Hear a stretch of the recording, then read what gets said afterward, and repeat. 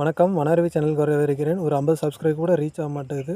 தயவுசெய்து சப்ஸ்கிரைப் பண்ணிவிட்டு பார்க்க ஆரம்பிங்க. இப்போ நம்ம பார்த்துட்டு இருக்கிறது தான் சோளம் தீவன தட்டும்பாங்க.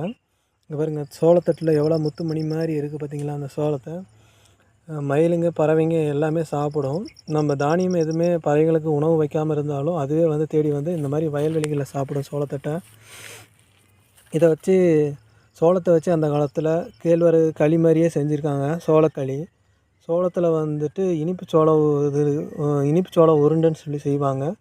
வெல்லம், இது சோளத்தை போட்டு அதுக்கப்புறம் தேங்காயெல்லாம் போட்டு தேங்காய் பால்லாம் போட்டு நல்லா செஞ்சுருவாங்க. அந்த மாதிரி அந்த காலத்து ரெசிபி ஏதாவது உங்களுக்கு ஞாபகம் இருந்தால் வீடியோவில் கமெண்ட்டில் செக்ஷன் பண்ணுங்கள், டைப் பண்ணுங்கள்.